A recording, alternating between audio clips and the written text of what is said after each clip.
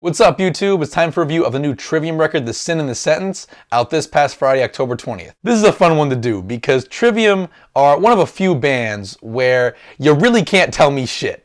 You just can't. I would consider myself an expert on this band. They were absolutely crucial to my development as a metal fan early on. I mean, from the year 2007 to like early 2010, they had to be in like my top 3 most listened to bands, period. And I've continued to follow them very closely record by record, even as my personal tastes have drifted a bit away from their sound. You know, it just happens that way sometimes. As a fan, when you continue to expose yourself to new genres and new sounds, and in my case, new styles of guitar playing, shit that used to appeal to you may not anymore, or you may still like it, but it may have less of an impact than it used to. Like with Trivium's discography. Their third record, The Crusade. I used to love the shit out of that record. I used to think it was fucking sick.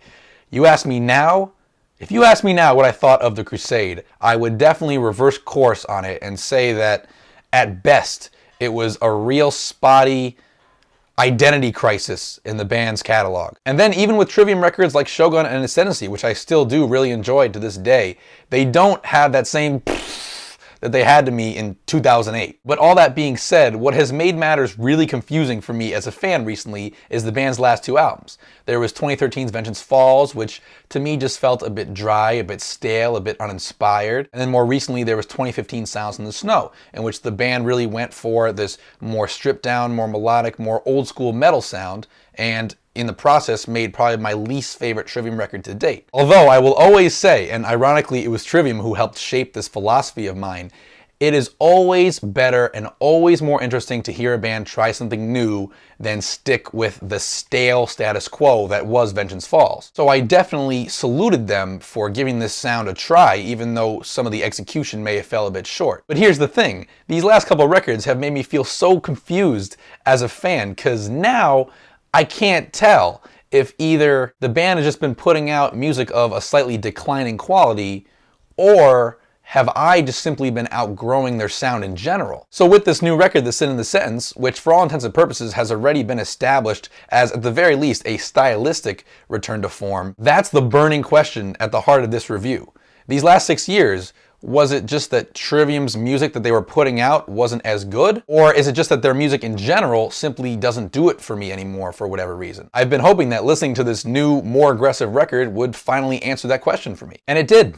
The answer that The Sin in the Sentence has given me is that, yes, there are certain elements of Trivium's sound that I'm just no longer into, which I'll elaborate on, but more so, it was more of those last 2 records. Because with this new record, which is the band's 8th now, they've made what is at absolute bare minimum a top 4 record of their career. The first thing about this record that longtime fans will immediately appreciate is that rather than just trying to go back and replicate Ascendancy or Shogun or In Waves, this is another evolution for the band, another distinct era, which I'm sure any big Trivium fans who are watching will agree that one of the most appealing things about this band is that every record is different. If you look at Trivium's career, their entire discography, The Sin in the Sentence is like Trivium 6.0. Because Ember to Inferno and Ascendancy, that's pretty similar sound, that's Trivium 1.0. That's the world's introduction to Trivium. Then The Crusade was this big flip, that's Trivium 2.0. Then Shogun kind of combined Ascendancy and Crusade, that's Trivium 3.0. Then In Waves was one of the band's most elastic records. It was all over the place and went into more uncharted musical. That's Trivium 4.0. Then you got Vengeance Falls, which is kind of just undercooked versions of shit that we had already heard from Trivium, so we'll skip over that. And then of course, Silence in the Snow was the band's most recent reinvention. You know what? They've sort of reinvented themselves again with this record. Now, there are several things that distinguish this record stylistically in the Trivium discography. First, it brings in the most blatant and most front and center extreme metal influences the band has ever displayed, with some real furious blast beats from new drummer Alex Bent and some clearly death and black metal influenced tremolo guitar sections on songs like Betrayer and the title track and Beauty and the Sorrow. But on the flip side, this record also calls on frontman Matt Heafy's more authoritative, more anthemic, more powerful clean singing that he developed in the sessions to the last record, Silence in the Snow. So his clean singing on this record, he's not trying to sound like James Hetfield like he did on The Crusade or, let's face it, parts of Shogun, and he's not as unassuming or emo or slightly wimpy as he was on Ascendancy. So comparisons to early Trivium records are kind of futile because the clean singing in this era of the band is completely different. And lastly, we've got a significant resurrection of that 21st century melodic metalcore sound that Trivium helped popularize. You hear it clear as day in songs like The Heart From Your Hate and The Revanchist Inside. So this record really is totally different. It's Sounds in the Snow cleans, plus extreme metal, plus decade-old metalcore sound. So as much as Trivium themselves even have promoted this record as kind of an amalgamation of everything the band has done, I disagree. I think this is a totally new chapter for the band. And the three factors I just listed that distinguish this album are also positives for me personally. As an extreme metal fan, I love hearing some blast beats here and there, just spice things up a bit. I think one of the biggest weaknesses on Silence in the Snow was some dull drum parts. And I also think the tremolo guitar parts make for some of the most exciting moments on the record, most notably my favorite song period on here, Thrown Into the Fire. When those fucking harmonized tremolo guitars and the double bass collide, that is just a thunderous moment, and it goes toe-to-toe with any underground metal that I've heard this year. Same thing with that ending section in the title track, just super fucking heavy. And the song Betrayer too, the bridge in that song around the 3.5 minute mark with those blasts. These moments, don't get it twisted, these moments are career highlights for the band. Don't get too caught up in your love of Shogun or Ascendancy to kind of take this shit for granted, because seriously. But on that note, there is a very real nostalgia factor to this record, because they do bring back that metalcore sound pretty wholeheartedly at points. Like that main groove to the song The Heart From Your Hate. I literally feel like I'm 14 years old again when I listen to that. In the best way possible. It totally recaptures the magic of what Trivium's music meant to me at that point in my life. You know, I remember like it was yesterday, fall 2008, when Shogun came out.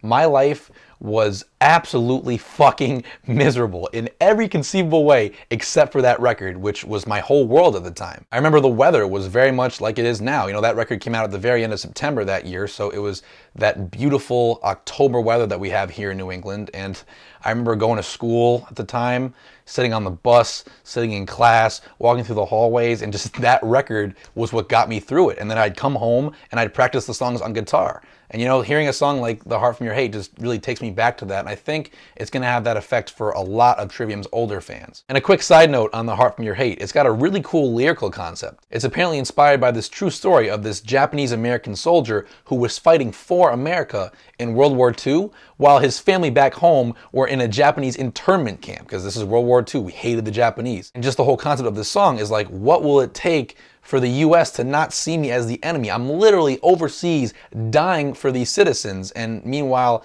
my family can't be afforded the freedom to just walk in the streets. So very inspired lyrics in this one. I'm glad that the band with this record were a little more forthcoming about like what lyrics were actually about, because they had that real pretentious phase in Waves where it was like, everything's open to interpretation, take your own meaning. I think it's cool when a band will lay out what inspired them, because then you can listen to the song and hear that in the lyrics. And lastly, there's Matt Heafy's clean singing that I mentioned. I very much enjoy how far he's come and how much he's developed as a vocalist. Like I said, there's no Hetfield impersonation, there's no histrionic, melodramatic over-singing like he did at points on Vengeance Falls. There's just excellent vocal performances. The chorus to Beyond Oblivion is great. He really digs into that lower register. Otherworld is another hook that I really enjoy. He's just belting on there, and the vocal layering that he does makes everything just sound so damn full and so damn massive. Of course, the incorporation of these super smooth, super clean choruses are a real divisive issue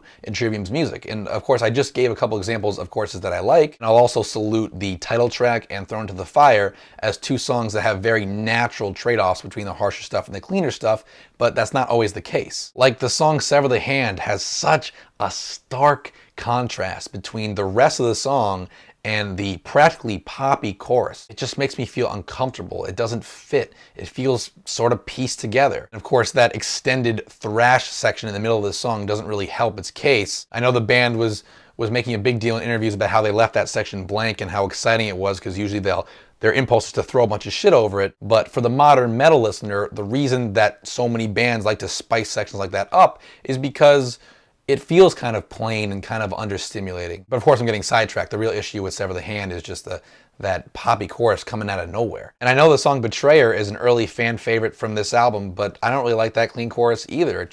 It shifts the mood of the song too much. As a listener, I don't like being jostled like that. I don't like that feeling of listening to one song that is seemingly performed by two completely different bands. And then there's the worst song on this album, a song that I truly loathe, and that's Endless Night, which is this wimpy hard rock ballad attempt with this super cliched 4-chord progression. It tries to be emotional and just does not connect for me. Anyone who knows me, anyone who watches this channel regularly knows that your boy loves his ballads, but they should have left this one off the record. So that occasionally forced clean singing is something that now bothers me about Trivium's music that didn't 10 years ago. But perhaps the biggest change for me and the biggest irritant on this album is actually, I don't like their lead guitar style anymore. These solos are boring, they're oversaturated with harmonies, they're often really unnecessary to the song. Like on Betrayer, you could just cut out, you could just chop both those solos right out of the song. You could come right out of the second chorus into that more exciting bridge section, like the 3-minute, 10-second mark, and it would change nothing. And a lot of the times, even when the solos get a little fiery and there's some shred in there, they're reusing licks. Like the solo at the end of Sever the Hand, it recycles some parts of Dying in Your Arms. Beauty and the Sorrow has that really familiar triplet run that it could be on like 10 different Trivium solos. So yeah, the lead guitar playing just doesn't do it for me anymore, which is astounding, especially given the fact that hearing a gunshot to the head of trepidation was one of my biggest inspirations to start shredding in the first place. But yeah, here we are in 2017, and the lead guitar is actually an impediment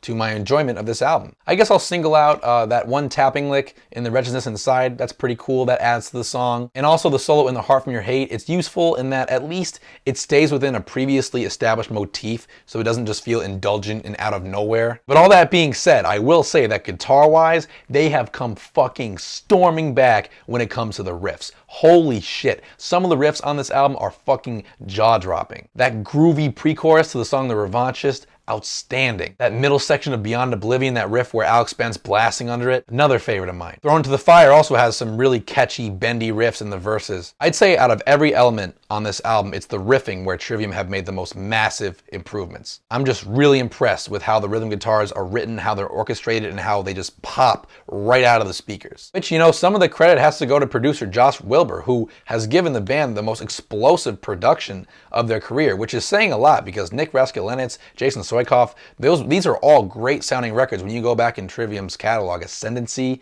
Shogun, In Waves, and there's also the matter of their new drummer, Alex Bent, who I'm convinced is the best drummer who has ever been in Trivium. He is another huge factor in elevating this album to where it is. So in conclusion, I kind of see this record from both angles, because if you're a purist and Trivium's super melodic mainstream sound pisses you off, go right ahead, keep on hating. If you're a hardcore Trivium fan, you'll likely think that this is one of their best records. Either way, beyond a shadow of a doubt, The Sin in the Sentence will at the very least get Trivium back in the good graces of some of the fans who may have drifted with the past couple records. Best since In Waves, best since Shogun, I think either statement is fair. But I also hope that people don't overlook that this is another incarnation of this band. And if you're listening to this record and you truly feel that it's their best period, you should embrace that point of view and not feel shackled to Shogun or Ascendancy. Personally, The Sin in the Sentence has just been a really interesting experience for me because on one hand, listening to this record, I definitely recognize some very real flaws